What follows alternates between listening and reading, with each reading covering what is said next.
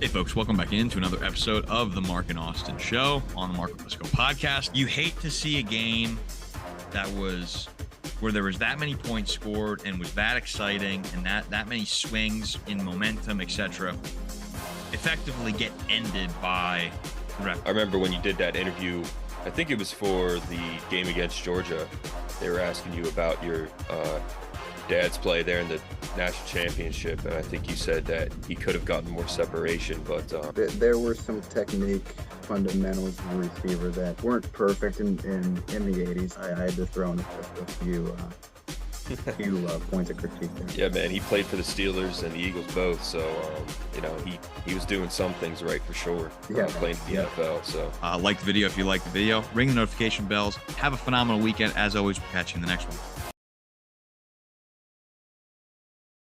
Well, the most recent guy you've had, we talked about it, was Jimmy the Bull.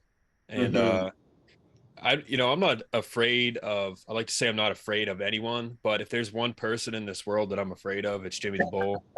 Because, man, I think he's one of the most dangerous people of all time, seriously. I mean, he benched 1,000 pounds raw. 1,015, yeah. Isn't that crazy? I can't even wrap my head around that. Yeah. That's an insane amount of weight.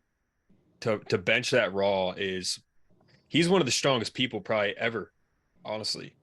And I don't think he ever really did he do powerlifting? I'm trying to remember. I know he was in the Marine Corps, but I don't know if he actually did powerlifting.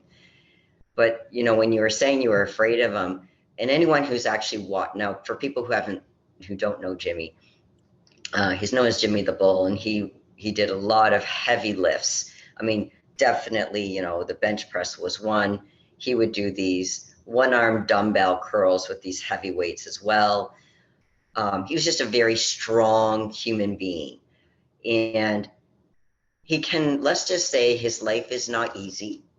Now, some of that is part of his choices, but he has a way of reacting, which has a flair for the dramatic, but let's just say he needs some anger management strategies, which I'm still working with Jimmy on. Yeah.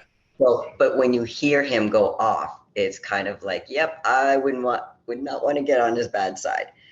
But because I've had a chance to work with Jimmy, he's actually, believe it or not, Mark, he's a teddy bear.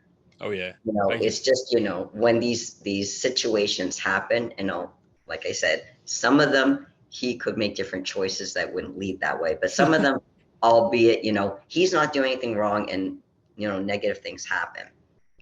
And one of those is his mother-in-law or ex-mother-in-law. So anyway, you're going to meet people. So this isn't just a Jimmy thing. It's like all of us are going to have someone in our lives, whether we meet them or they're an extension of someone we know, whether it could be their mother, their father, their brother, their sister or cousin. You're going to meet someone that you don't always get along with. Yeah.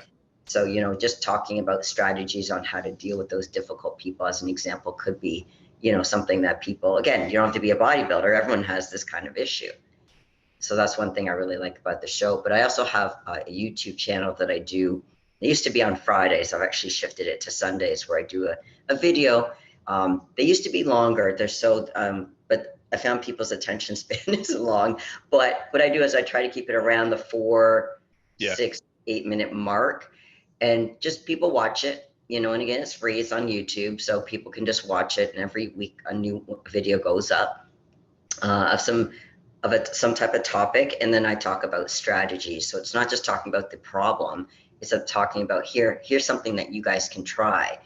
So, and I'm always open for feedback as far as, what do you want to see more of, maybe less of? Is there a topic I haven't covered you'd like me to cover? So, and I also do a YouTube live every week, but because of my schedule, I can't commit to a specific day and time, but it's usually a Thursday or Friday evening. So anyone who follows me on Instagram, well, it's not just me, anyone who goes live, you'll get a little notification. And if the timing works out, join me and we can talk.